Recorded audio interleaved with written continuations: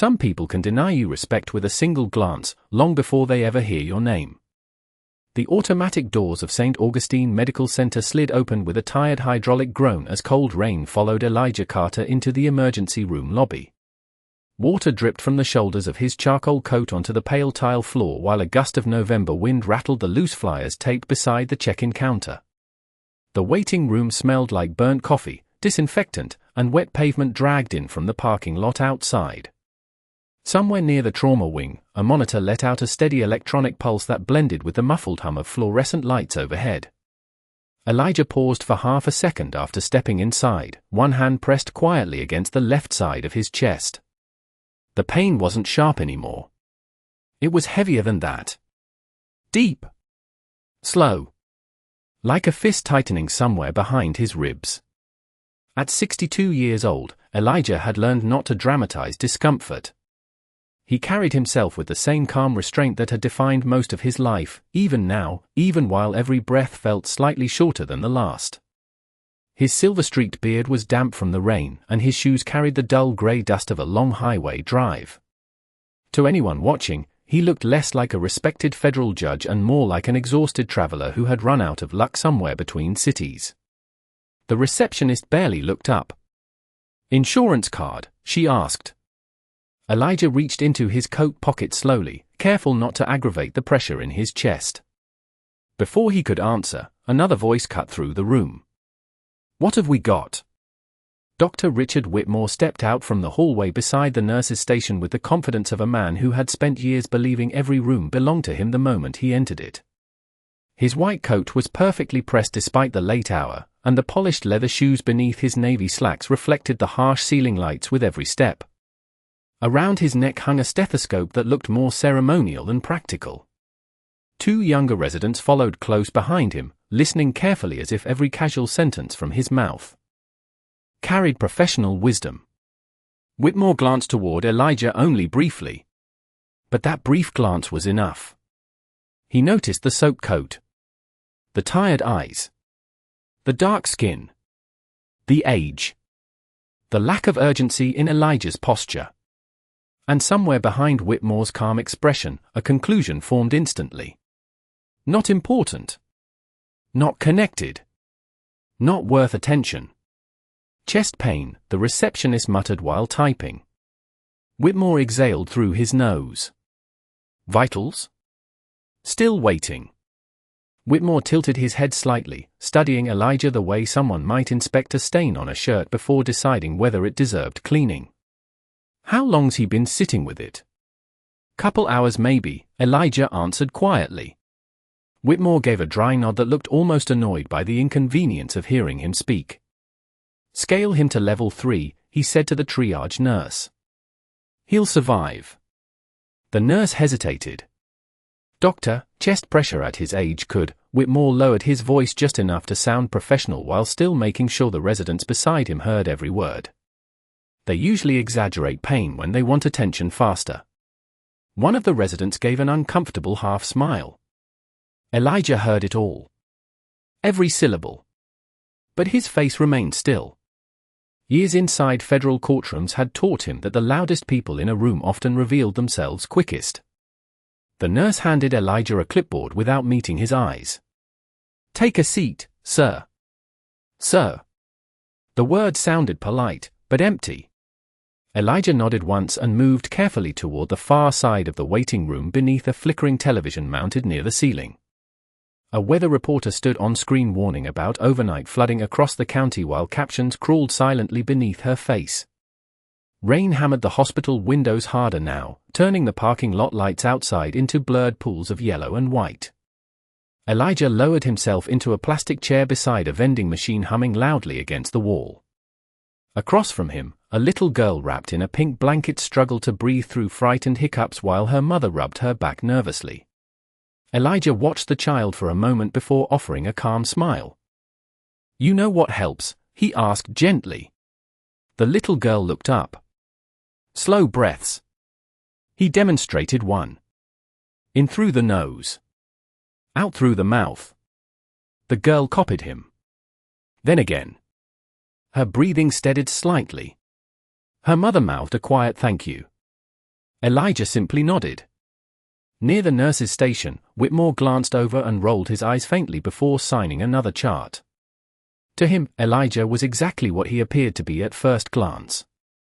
Just another black man taking up space in an overcrowded emergency room on a stormy night. Another tired face with ordinary problems. Another patient who could wait. But as thunder rolled softly above the hospital roof and the fluorescent lights buzzed coldly overhead, Elijah pressed his hand against his chest once more and closed his eyes for a brief second, breathing through the pain while 20 years of courtroom discipline kept his voice calm and his posture steady.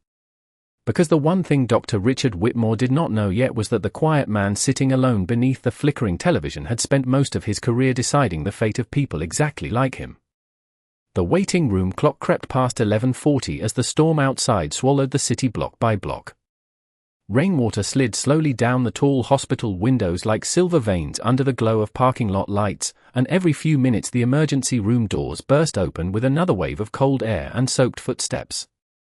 Elijah Carter remained seated beneath the muted television near the vending machines, one hand resting calmly against his chest while the other held a folded paper cup of water he had barely touched. The pressure behind his ribs had not disappeared.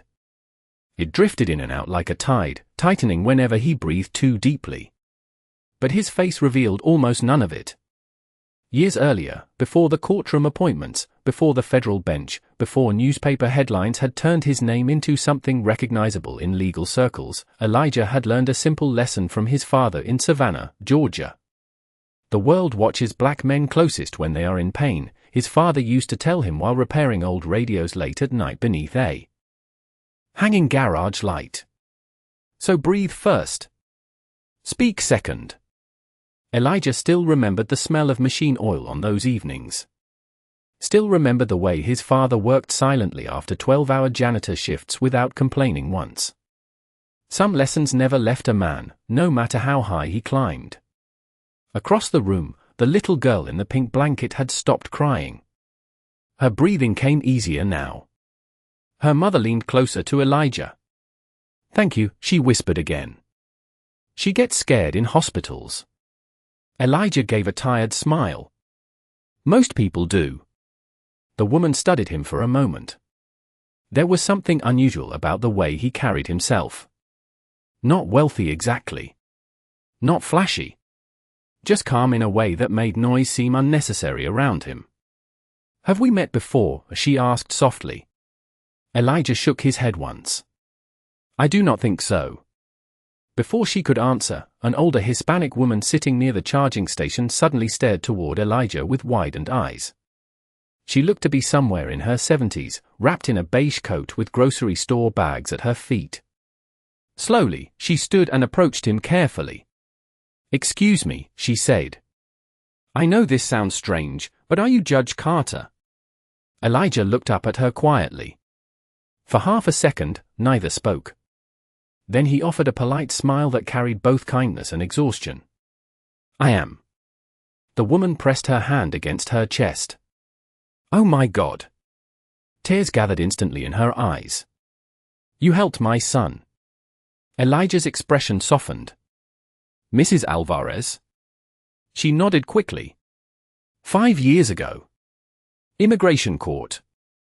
Everyone told us he would be deported." Elijah remembered immediately. Her son had been a paramedic who risked his life during a warehouse fire while waiting for citizenship paperwork delayed by bureaucratic errors. Elijah had ruled in the young man's favor despite political pressure surrounding the case. Mrs. Alvarez wiped at her eyes with trembling fingers. "He owns his own home now," she whispered proudly. 2 little girls. "He still talks about you every Christmas." Elijah lowered his eyes modestly. "Your son earned that life himself." "No," she said firmly. "You saw him when nobody else wanted to." Their conversation remained quiet, almost hidden beneath the constant electronic noises of the emergency room. But near the nurse's station, Claire Bennett noticed everything. Claire was 27, newly graduated, and still carried the nervous energy of someone terrified of making mistakes in a building where mistakes could follow people forever. She watched Elijah carefully while organizing patient charts beside the computer terminal. Most patients complained loudly when forced to wait this long with chest pain. Some shouted. Some demanded attention. Elijah had done none of that. Even now, after nearly an hour, he remained patient with everyone around him despite his visible discomfort. Claire glanced toward Dr. Whitmore's office. Through the half-open blinds, she could see him laughing with two residents while sipping coffee from a hospital mug. His posture was relaxed. Confident. Detached. On the television mounted above the waiting room, a news anchor began discussing a federal investigation involving racial disparities in medical treatment across several hospitals statewide. The subtitles rolled silently beneath the anchor's face while images of crowded emergency rooms flashed on screen. Elijah looked up briefly but said nothing. Claire noticed his eyes linger there a second longer than expected. Then another wave of pain crossed Elijah's face almost invisibly. His fingers tightened against the edge of the chair before relaxing again. Claire immediately walked toward him with a portable blood pressure monitor. "Sir, let me at least check your vitals while we wait." Elijah nodded politely. The cuff tightened around his arm with a mechanical hiss.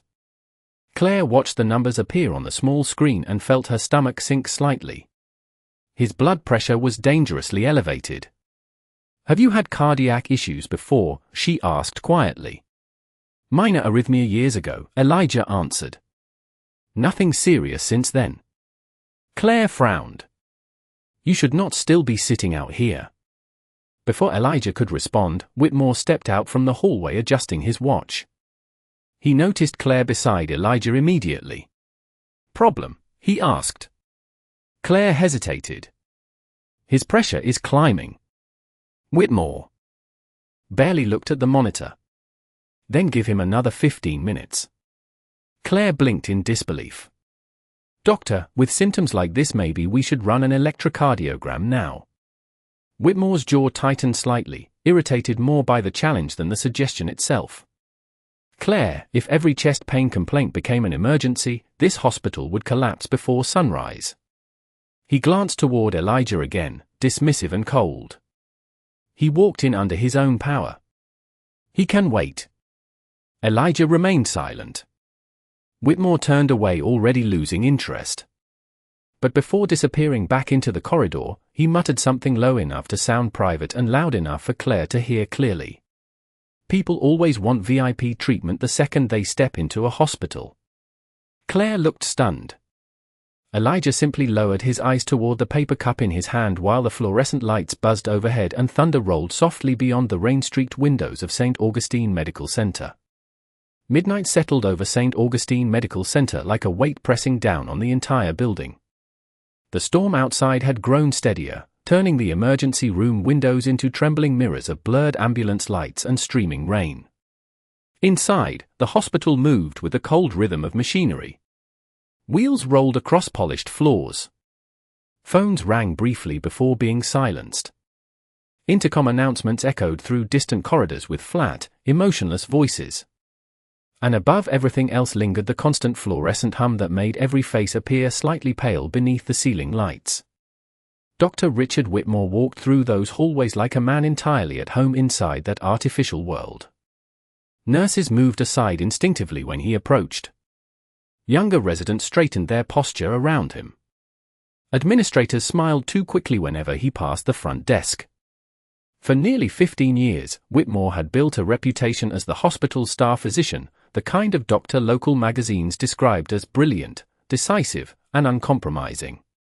Framed awards covered the walls of his office beside photographs from charity galas and medical conferences. One picture showed him shaking hands with a state senator beneath ballroom chandeliers. Another captured him beside a hospital wing bearing the Whitmore family name. Legacy mattered deeply to him. His father had been a surgeon. His grandfather had owned private clinics before him. Excellence, in Whitmore's mind, belonged to certain people naturally. The rest simply tried to imitate it. Inside the physician lounge, Whitmore leaned against the counter stirring artificial sweetener into black coffee while two residents listened nearby. The room smelled faintly of microwave soup and antiseptic wipes. A muted basketball game flickered across the mounted television overhead. Emergency medicine is not complicated anymore, Whitmore said casually. Half the job now is filtering theatrics from actual emergencies. One resident nodded carefully. The other remained silent. Whitmore took another sip. You learn patterns after enough years. Who is really sick? Who wants medication? Who wants attention? Who thinks yelling makes them important? His eyes drifted briefly toward the glass window overlooking the waiting room outside. Elijah Carter still sat beneath the television near the vending machines. Calm. Quiet. Waiting. Whitmore scoffed softly. Perfect example. The younger resident frowned slightly. The older gentleman. Chest pain, but stable enough to sit there nearly 2 hours without complaint, Whitmore said. If somebody is truly crashing, you know it immediately. His pressure was elevated, the resident replied carefully. Whitmore shrugged. So is everybody's these days. Claire Bennett entered the lounge carrying updated patient charts against her chest. She hesitated the moment she heard the conversation. Doctor, I still think we should move Mr. Carter for cardiac monitoring. Whitmore did not even look at her at first. He simply set down his coffee cup with controlled patience. Claire, he said quietly, you are new here, so let me help you understand something. Panic helps nobody. I am not panicking. Then stop treating every complaint like a lawsuit waiting to happen. Claire tightened her grip on the charts. I just do not want us missing something serious. Whitmore finally turned toward her fully. His expression remained calm, but there was something colder underneath it now. The kind of smile powerful people used when they wanted to remind someone exactly where they stood. Do you know why hospitals fail? He asked. Claire said nothing.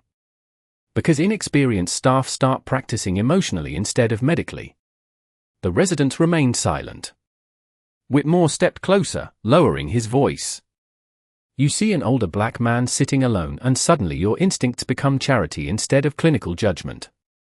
Claire's face stiffened. That is not what this is. Whitmore gave a dismissive wave. Relax. I am talking about pattern recognition. He picked up Elijah's chart from the counter and flipped through it lazily. No visible distress. No collapse. No prior records here. Walked in without assistance. He signed the bottom page with quick strokes of his pen. Level 3 stays level 3. Claire noticed the chart return to the counter. Something about the medication notes looked different now. Whitmore had added a preliminary order. Not treatment exactly. Just enough to move the process forward while delaying immediate cardiac intervention. Claire felt unease crawl slowly into her stomach. Doctor, she said carefully, this medication can interfere with arrhythmia cases if we have not confirmed his history. Whitmore's eyes narrowed faintly. Are you questioning my judgment? The room became very quiet. Even the basketball game overhead seemed distant now beneath the low electrical buzz of fluorescent lights. Claire swallowed. No, sir. Whitmore leaned back against the counter again, satisfied. Good. Then he smiled faintly toward the residents beside him. Medicine requires detachment. The second you let emotions dictate treatment, people die. Outside the lounge window, Elijah shifted slightly in his chair as another wave of discomfort passed through his chest. He closed his eyes briefly, breathing through it carefully while rainwater streaked the glass behind him. Across the waiting room, Mrs. Alvarez watched him with growing concern. Claire stared through the same window silently. Something felt wrong. Not medically alone. Morally. Like the temperature in the room had changed without anyone acknowledging it. Whitmore picked up his coffee again and glanced toward Elijah one final time before returning to conversation. Besides, he muttered calmly, people like him always think the system owes them special treatment eventually. Claire heard the sentence clearly. So did one of the residents, whose expression tightened with visible discomfort before quickly looking away. But Elijah never reacted. He remained seated beneath the flickering television with quiet dignity while the storm deepened outside and the hospital around him continued operating exactly as it always had, cold, efficient, and utterly convinced of its own fairness. The storm had been pounding the city for nearly 3 hours when the emergency room finally began to thin out. Midnight traffic accidents slowed. Fewer ambulance sirens cut through the rain outside. The television above the waiting area switched from local news to a late-night talk show playing quietly to almost nobody. But Elijah Carter still had not been moved from the hard plastic chair beneath the flickering fluorescent lights.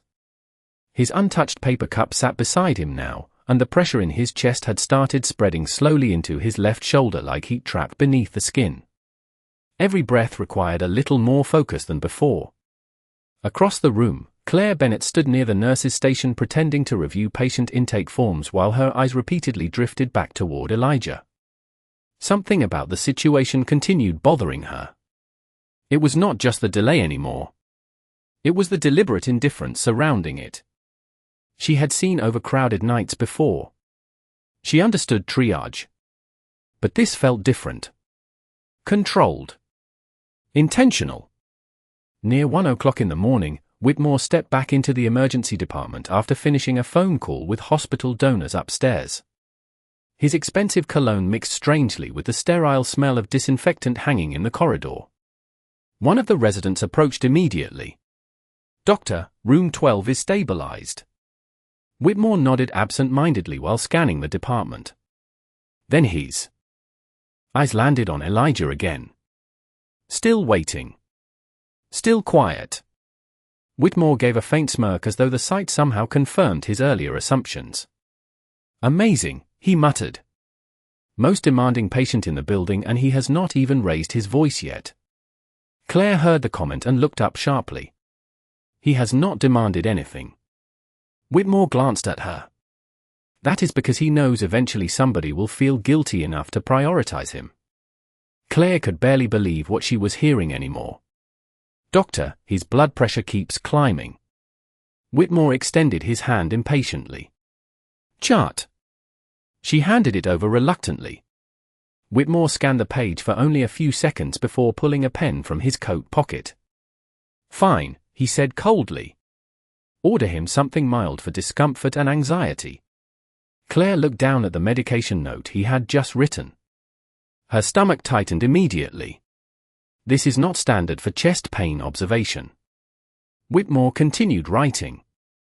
"It is temporary management until we clear imaging." "But with possible arrhythmia history, Claire." His voice sharpened enough to cut through the surrounding noise. "Do not confuse internet research with medical experience." One of the residents shifted awkwardly nearby. Whitmore lowered his voice after noticing the attention. "Administer the medication." Claire stared at the order again. The dosage itself was not extreme. But combined with Elijah's symptoms and unknown cardiac condition, it could easily create complications if the diagnosis was wrong. "Doctor," she said carefully, "I really think he needs an electrocardiogram first." Whitmore stepped closer until only the counter separated them. "And I think you are letting emotions cloud your judgment. This is patient safety." Whitmore's expression hardened completely now. "You want honest advice?" he asked quietly. "Stop trying to rescue every person who walks in here looking like they have had a hard life. This hospital is not a charity mission." Claire felt heat rise into her face. "That is not fair." "Neither is emergency medicine," Whitmore replied instantly. "You either make difficult decisions or you drown in sentiment." He tapped the medication order with his pen. "Give him the medication." Then he walked away toward another hallway without looking back. Claire remained frozen beside the counter while rain battered the windows harder outside. The overhead lights reflected against the polished floor like pale strips of ice. In the distance, a machine emitted a long mechanical tone before falling silent again. Hospitals always sounded lonelier after midnight. Claire looked down at Elijah's chart once more. Something inside her refused to settle. Finally she picked up the medication tray herself and walked slowly across the waiting room. Elijah looked up as she approached. Even exhausted, he still carried that same composed expression. Calm. Gentle. Observant. Claire crouched slightly beside him. "Mr. Carter," she said softly, "Dr. Whitmore ordered something to help with discomfort while you wait." Elijah nodded once. "Thank you." But Claire did not hand him the medication immediately. Her fingers lingered around the small paper cup. "Can I ask you something?" Elijah looked at her quietly. "Of course." She lowered her voice. "Are you feeling worse?" For the first time all night, Elijah paused before answering. His honesty came carefully, without drama. "A little." Claire swallowed hard. "Then you should not still be out here." Elijah noticed the concern in her face immediately. Genuine concern. The kind hospitals were supposed to be built upon. "You're a good nurse," he said gently. Claire looked down. "I am trying to be." Elijah glanced toward the hallway where Whitmore had disappeared. Then back to her. "And sometimes trying costs people more than they expect." Claire understood what he meant. "I do not care." Elijah gave the faintest smile. "You should." The fluorescent lights buzzed overhead while thunder rolled softly outside the building. Claire finally handed him the medication cup, though uncertainty remained heavy in her chest. Elijah studied the pills in silence for a brief moment before taking them calmly with a sip of water. Claire watched him carefully, almost hoping he would refuse. But he did not. He trusted the system enough to believe someone inside it still intended to help him. After swallowing the medication, Elijah leaned back slowly against the chair and closed his eyes for a second as another wave of discomfort passed through him. Claire remained beside him longer than necessary. "I am going to keep checking on you," she whispered. Elijah opened his eyes again and gave a tired nod.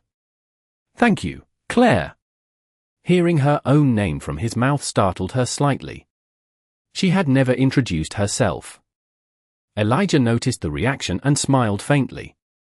"Your badge," he explained softly. Claire looked down at the identification clipped to her scrubs and let out a quiet breath she did not realize she had been holding. Then she walked back toward the nurse's station beneath the cold hospital lights while Elijah sat alone once more beneath the television, the medication beginning its slow path through his bloodstream as rainwater crawled endlessly down the windows of St. Augustine Medical Center. By 1:30 in the morning, the emergency room had fallen into that strange kind of silence hospitals only reached after midnight, when exhaustion replaced urgency and every sound seemed sharper against the cold fluorescent air. The rain outside had softened into a steady whisper against the windows, but inside St. Augustine Medical Center the machines never rested. A monitor beeped steadily behind the trauma doors. Rubber soles squeaked across polished floors somewhere down the corridor. Ice rattled inside a styrofoam cup at the nurse's station. Elijah Carter remained seated beneath the television with his shoulders slightly lowered now, his breathing slower and more controlled than before, though each inhale carried visible effort. The medication Claire had given him 20 minutes earlier was beginning to settle through his system in ways that did not feel right. At first it was subtle. A faint dizziness. A warmth crawling unevenly beneath his skin. Then came the pressure in his chest, no longer heavy but unstable somehow, fluttering unpredictably like a trapped bird inside his ribs. Elijah pressed 2 fingers lightly against his wrist, quietly checking his pulse the way he had learned years ago after his first minor arrhythmia episode. Irregular. He closed his eyes briefly. Across the room, Mrs. Alvarez noticed his expression change. "Judge Carter," she asked softly. Elijah opened his eyes again and forced a reassuring smile. "I am all right." But even he no longer fully believed it. Claire was reviewing lab requests behind the nurse's station when she looked up and immediately sensed something wrong. Elijah's posture had changed. The calm stillness that defined him all evening now looked fragile, like concentration replacing comfort. She walked quickly toward him. "Mr. Carter." Elijah looked at her slowly. His voice remained calm, but thinner now. "My heart feels different." Claire crouched beside him instantly. "Different how?" Elijah took another measured breath. Faster. Then slower. Claire reached for his wrist and felt the uneven rhythm beneath his skin. Her stomach dropped. You should have been monitored already, she whispered under her breath. She stood immediately and waved toward the nurse's station. I need a cardiac monitor out here now. One of the residents looked toward Whitmore's office uncertainly. Dr. Whitmore did not clear, now, Claire snapped, louder than she intended. The room shifted instantly. Patients glanced over. A nurse hurried toward storage. Claire turned back toward Elijah just as his breathing tightened again. He leaned forward slightly, gripping the edge of the chair while trying not to alarm anyone around him. Easy, Claire said gently. Stay with me. Elijah nodded once, though sweat had begun forming faintly across his forehead beneath the cold lights. Down the hallway, Whitmore emerged from an examination room irritated by the sudden movement near the waiting area. What is going on? He asked sharply. Claire looked up. His rhythm is unstable. Whitmore walked over with visible annoyance rather than concern. He glanced briefly at Elijah before looking toward Claire. Anxiety reaction. No, Claire said immediately. Something is wrong. Whitmore extended his hand toward Elijah's wrist for barely 2 seconds before pulling away dismissively. Panic response elevated by stress. Doctor, his pulse is irregular. Whitmore's expression hardened. Claire, you are escalating a manageable situation into theater. Elijah suddenly inhaled sharply as another wave hit his chest. His hand slipped briefly from the armrest before catching himself again. The television light flickered across his face, revealing the strain he had worked so carefully to hide all night. Mrs. Alvarez stood from her chair in alarm. Somebody help him. Claire grabbed the portable monitor the other nurse had finally brought over and attached the leads quickly against Elijah's chest. The screen blinked alive. The rhythm pattern appeared uneven immediately. Claire stared at it. Doctor. Whitmore looked down at the monitor. For the first time all night, a flicker of uncertainty crossed his face. But it vanished almost instantly beneath irritation. Move him to observation, he ordered. Now. He needs cardiology. Observation first. Elijah tried to stand with assistance, but dizziness hit him immediately. The hallway lights blurred for half a second. Claire caught his arm gently before he lost balance completely. Careful. Whitmore noticed the surrounding patients watching now. Watching him. Watching the delay. Watching the confusion. His jaw tightened. Clear the area, he muttered toward staff. Elijah was finally wheeled toward a curtained observation room while rainwater shimmered down the hospital windows behind them. The wheels of the stretcher rattled softly across the tile floor beneath the buzzing fluorescent lights. Inside the small room, the air felt colder than the waiting area. Pale blue curtains swayed slightly beneath the ventilation system overhead. Machines glowed dimly in the shadows. Claire connected Elijah to a larger cardiac monitor while Whitmore reviewed the chart at the foot of the bed. Then Claire saw it. The medication order. Her eyes widened slightly. Doctor, she whispered carefully, this medication should not have been administered with suspected arrhythmia. Whitmore did not look up. We did not have confirmation. But we had warning signs. Whitmore finally turned toward her slowly. Enough. Claire lowered her voice further. This reaction started after the medication.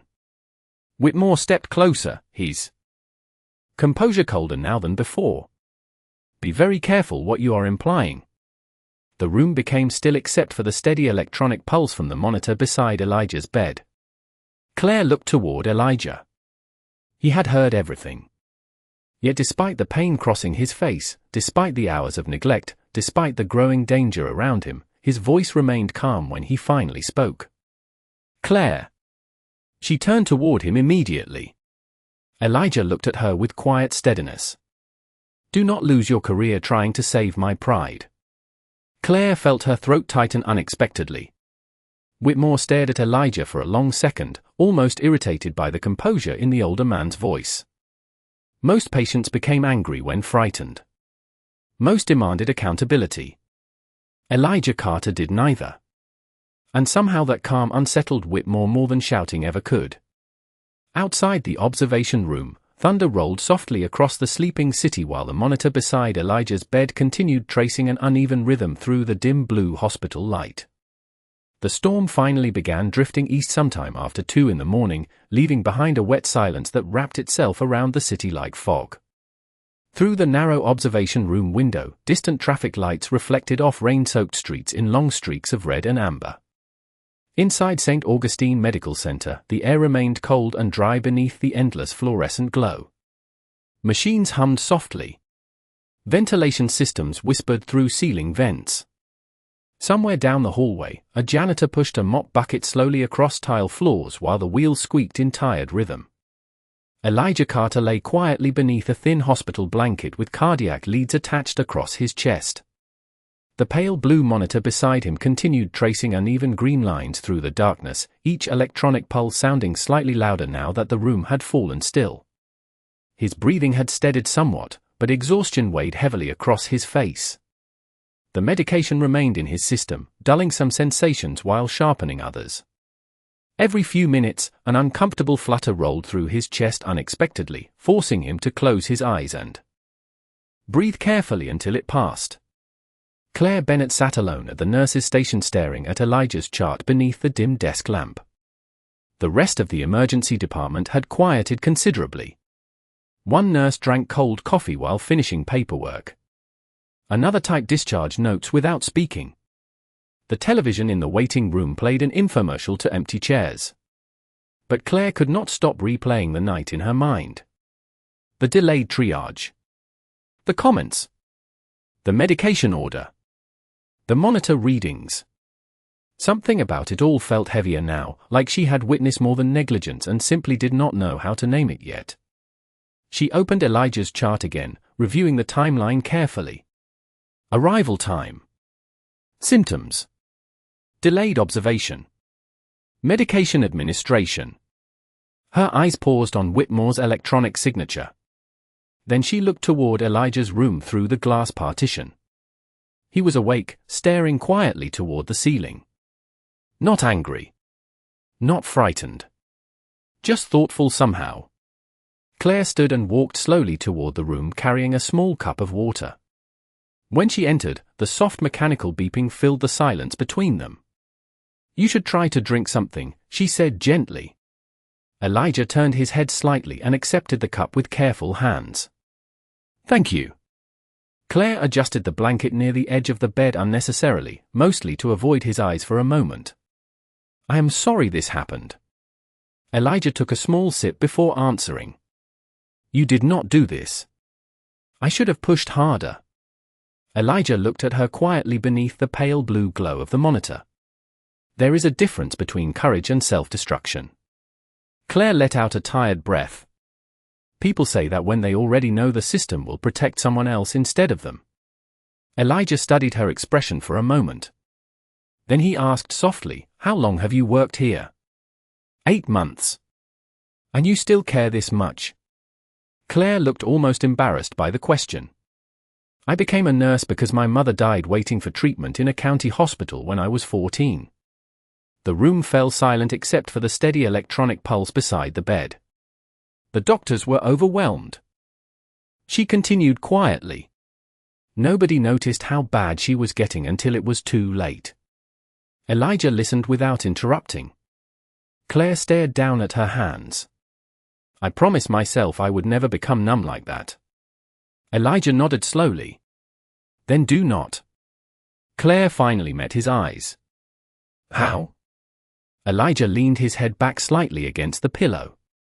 The fluorescent light above him cast soft shadows across the silver in his beard. "By remembering that dignity matters most when people believe they can take it away from you." Claire absorbed the sentence quietly. Outside the room, thunder rumbled faintly in the distance as the storm moved farther away from the city. The lights in the hallway dimmed briefly before stabilizing again. Elijah closed his eyes for a second as another irregular flutter crossed his chest. Claire noticed immediately. "Pain again?" "Not pain," Elijah answered softly. "Just Pressure. She checked the monitor. The rhythm remained uneven. Her concern deepened. I still think you should already be upstairs with cardiology. Elijah gave the faintest smile. You remind me of someone. Who? My daughter. Claire blinked slightly. You have children. 2. His expression softened further. My youngest believes every problem in the world can be solved if somebody refuses to walk away from it. Claire smiled faintly for the first time all night. Maybe she is right. Elijah looked toward the rain-streaked window. Maybe. For a while neither spoke. The silence inside the room felt strangely peaceful despite the machines and the cold hospital air. Beyond the glass, the hallway lights reflected off polished floors like pale rivers stretching through the sleeping building. Claire eventually lowered her voice. Can I ask you something personal? Elijah nodded once. Why did you not tell anyone who you are? Elijah remained quiet for several seconds before answering. Because respect that only appears after status is not respect at all. Claire looked at him differently after that. Not because of his position, but because of the sadness hidden inside the sentence itself. Elijah noticed her expression and gave another faint smile. Besides, he added softly, tonight I wanted to believe I could walk into a hospital as just another man needing help. Claire looked away briefly, unable to answer. Somewhere down the hallway, Dr. Whitmore's footsteps echoed across the tile floor before fading again into the distance. The monitor beside Elijah continued its uneven rhythm through the dim blue light while the storm outside finally passed beyond the city skyline, leaving only wet streets, quiet windows, and the cold silence of a hospital that still did not realize who was lying inside one of its observation rooms. At 2:17 in the morning, the hospital finally became quiet enough to hear the rainwater dripping from the roof gutters outside the emergency entrance. The storm had nearly passed, leaving the city washed clean beneath a dark blue sky, but inside St. Augustine Medical Center the night still felt heavy, as though the building itself were holding its breath. Elijah Carter remained in the observation room under dim fluorescent light while the cardiac monitor beside his bed traced uneven green lines across the screen. Claire Bennett sat at the nurse's station nearby pretending to finish documentation, though her attention never fully left the room. Every few minutes she looked toward Elijah through the glass partition just to make sure his chest still rose steadily beneath the thin hospital blanket.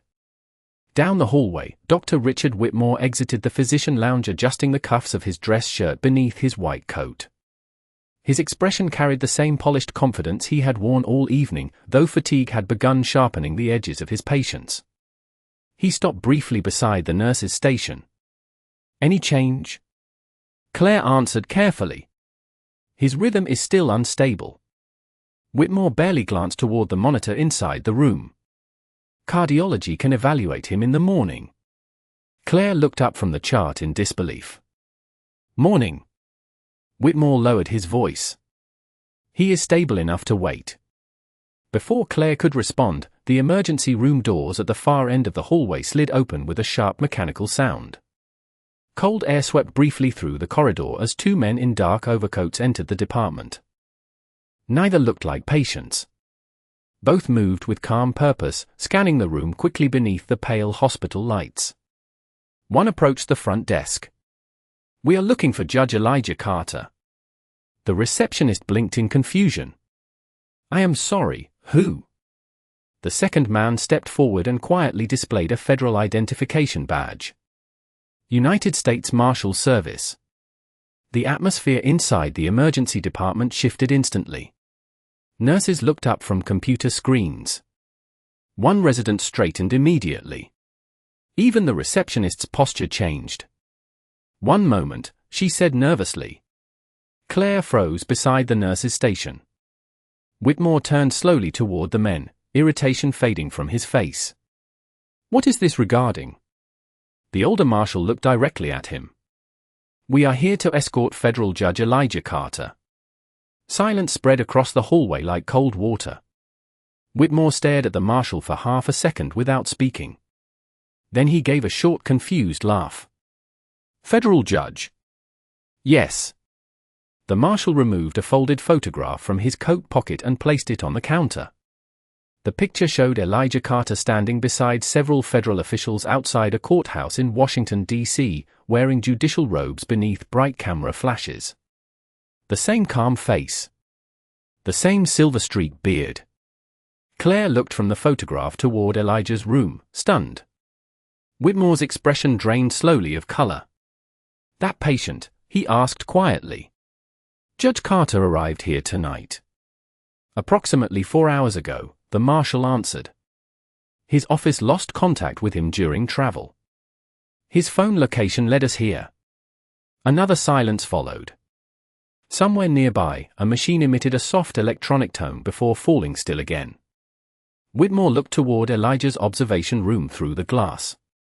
For the first time all night, he truly saw the man lying there. Not the soaked coat. Not the tired appearance. Not the assumptions he had built so easily inside his own mind. He saw the federal judge whose rulings had appeared in national legal journals.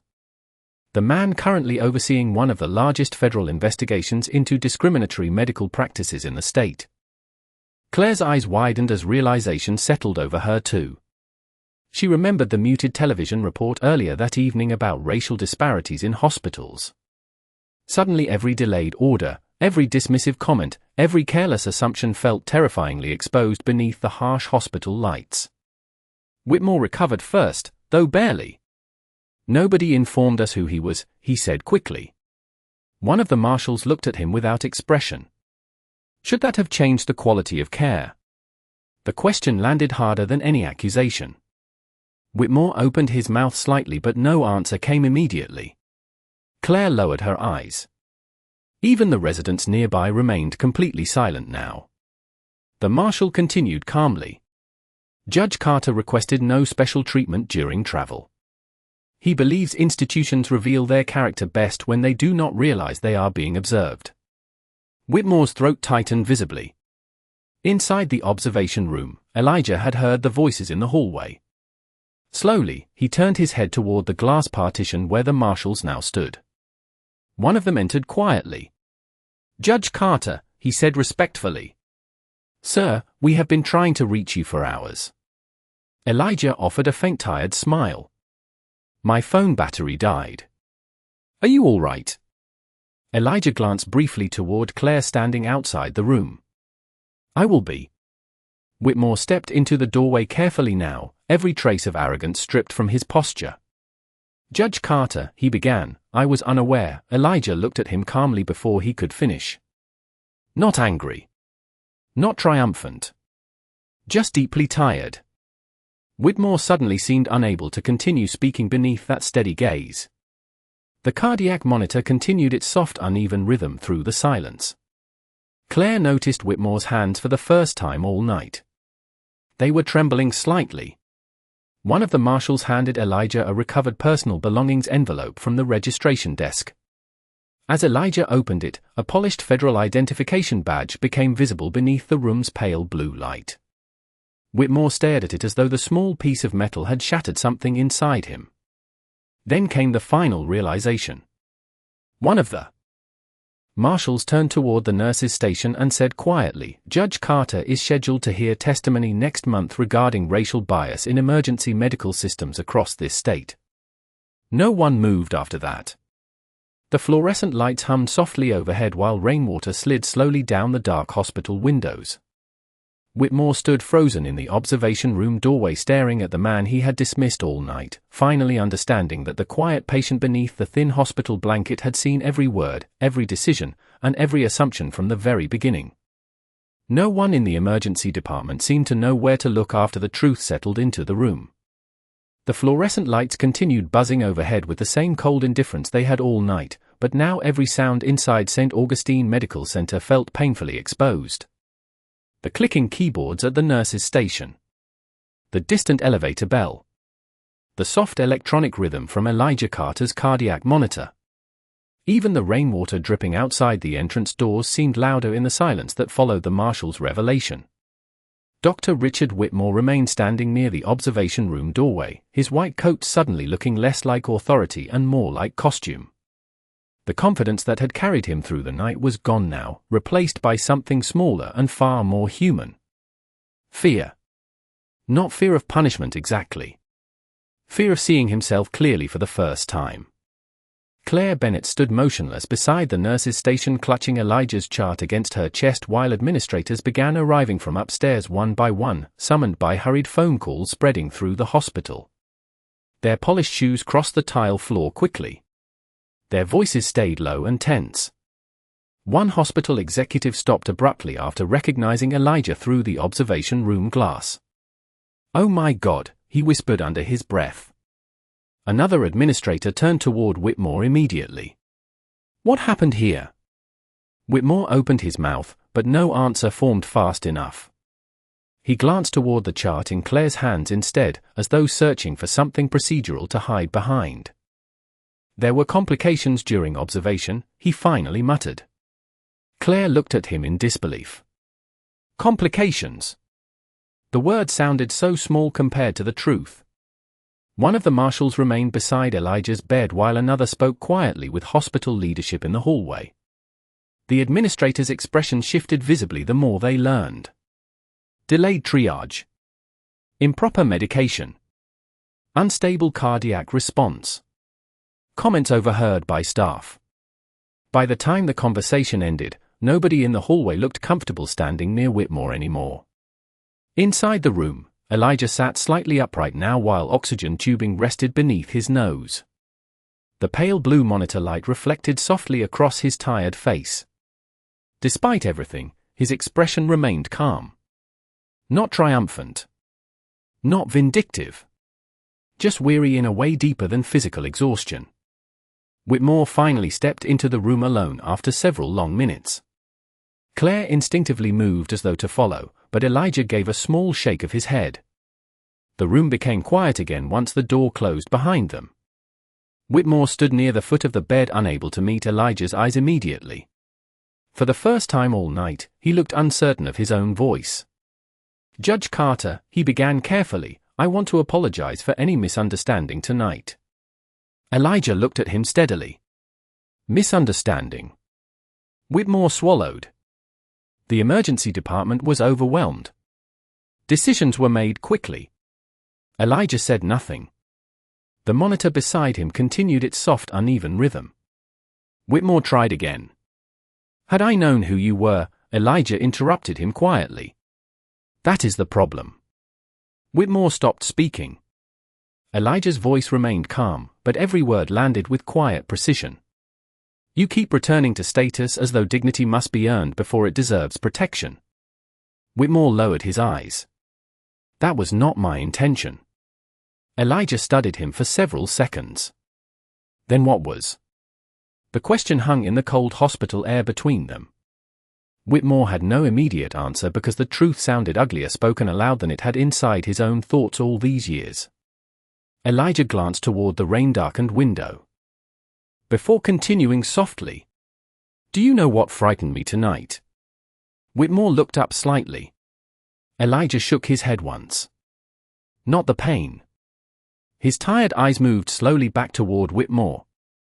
It was realizing how many people have probably sat in these same chairs without anyone important coming to look for them. The word struck harder than anger ever could have. Whitmore felt something collapse quietly inside his chest. He thought about the comments he had made in the physician lounge.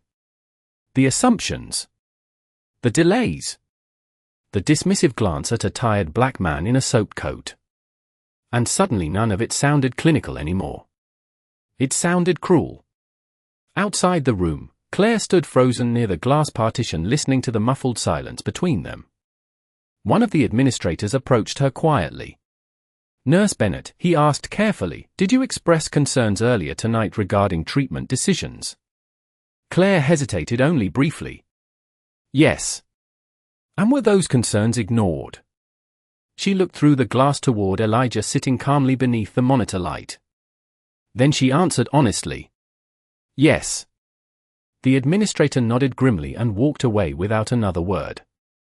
Inside the room, Whitmore finally pulled a chair closer and sat down heavily across from Elijah's bed. His shoulders looked older somehow now beneath the fluorescent light. I spent 20 years believing I was a good doctor, he admitted quietly. Elijah listened without speaking.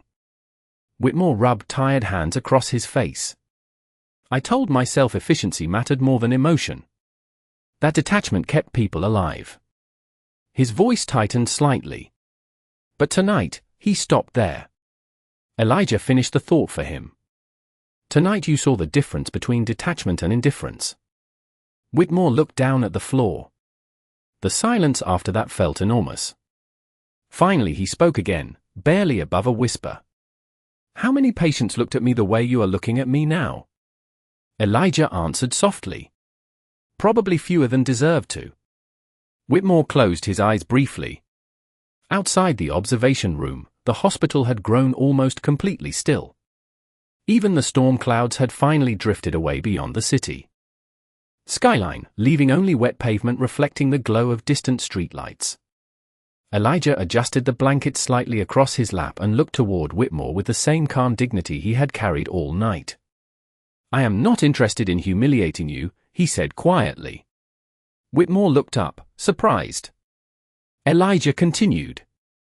Humiliation changes nothing if a person never understands why they caused pain in the first place. Whitmore stared at him speechless. Then Elijah asked the question that would stay with him long after this night ended. Doctor, how many people did not survive long enough for someone important to ask what happened to them? Whitmore lowered his head slowly beneath the pale hospital lights, and for the first time in many years, he had absolutely nothing left to say. 3 months later, the rain had long disappeared from the city, replaced by the quiet warmth of early spring drifting through downtown streets lined with pale morning sunlight. The courthouse windows reflected gold across the marble steps outside while people in dark suits moved steadily through security checkpoints beneath the American flag hanging above the entrance. Inside the federal building, the atmosphere carried a different kind of silence than the hospital had that night. Not cold. Not mechanical. Measured. Deliberate. The kind of silence built from consequence. Dr. Richard Whitmore sat alone at the far end of a polished hallway outside hearing room C with both hands folded tightly in his lap. He no longer wore a white coat. No stethoscope rested around his neck. The sharp confidence that once followed him through hospital corridors had faded into something quieter now, worn down by investigations, interviews, suspended privileges, and months of sleepless reflection. The hearing doors remained closed while members of the medical review board spoke softly inside. Occasionally a muffled voice carried through the wood panels before disappearing again. Whitmore stared down at the marble floor beneath his shoes where sunlight stretched in long rectangles across the hallway. Around him, lawyers walked past carrying folders and coffee cups. Clerks moved between offices with stacks of documents pressed against their chests. Nobody paid much attention to him anymore. For the first time in years, he understood what invisibility felt like. At the opposite end of the hallway, Claire Bennett stepped out of an elevator holding a thin binder against her navy blazer. She paused briefly after noticing Whitmore seated alone. He looked older than he had 3 months earlier. Smaller somehow. Not physically. Spiritually. Claire approached quietly. Whitmore looked up after hearing her footsteps and immediately lowered his eyes again. Claire. She nodded politely. Neither spoke for a moment. The courthouse around them remained calm and bright beneath the soft echo of distant footsteps. Finally Whitmore said quietly, I heard you transferred hospitals. Yes. County Memorial. Yes. Whitmore nodded slowly. They are lucky to have you. Claire studied him carefully. This was not the same man who once dismissed patients with a glance and silenced concerns with arrogance. Something in him had cracked open that night at St. Augustine Medical Center, and whatever remained afterward no longer looked certain of itself. How is Judge Carter? Whitmore asked softly. Claire's expression warmed faintly. Recovering well. Whitmore looked relieved in a way that surprised even himself. Good. Another silence settled between them before Claire spoke again. Do you know why he never filed a personal lawsuit? Whitmore shook his head once. Claire glanced toward the hearing room doors. He said accountability matters more than revenge. Whitmore closed his eyes briefly. The sentence landed with the same quiet force Elijah's words always seemed to carry. Down the hallway, movement near the security entrance drew attention for a moment. Elijah Carter had arrived. He walked slowly beside one of the federal marshals beneath the morning light pouring through the courthouse windows. His steps remained measured, not because of weakness now, but because he no longer rushed through rooms trying to prove he belonged inside them. He wore a dark charcoal suit with a silver tie and carried a thin leather folder beneath one arm. Conversations nearby softened as people recognized him. Some nodded respectfully. Elijah acknowledged them politely without slowing down. When his eyes finally met Whitmore's across the hallway, neither man spoke immediately. Whitmore stood slowly from the bench. The memory of that storm-filled hospital night seemed to hang silently between them even now. Elijah approached with the same calm dignity he had carried through every moment of pain, humiliation, and revelation. Whitmore lowered his eyes first. "Judge Carter," he said quietly. Elijah stopped a few feet away. "Doctor." The title sounded neither mocking nor warm. "Just honest." Whitmore struggled for words before finally speaking.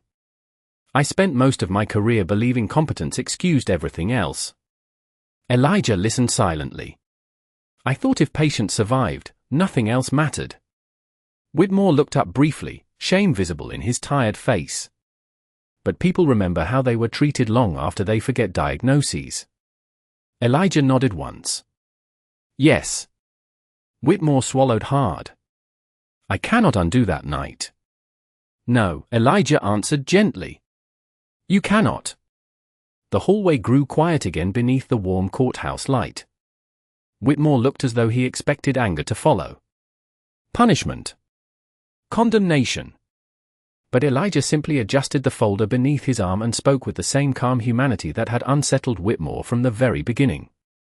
"The measure of a person is not whether they have failed others," Elijah said softly. "It is whether they remain honest once the failure becomes impossible to ignore." Whitmore stared at him speechless. Claire watched from nearby, her eyes quietly reflecting the morning sunlight across the marble floor. A clerk opened the hearing room doors then and called for everyone to enter. Elijah gave Whitmore a final nod before walking toward the chamber beneath the gold seal mounted above the doorway. Whitmore remained standing in the hallway watching him go. No cameras flashed. No dramatic speeches filled the air. Only the soft echo of Elijah's footsteps moving steadily across marble as sunlight spilled through the courthouse windows behind him.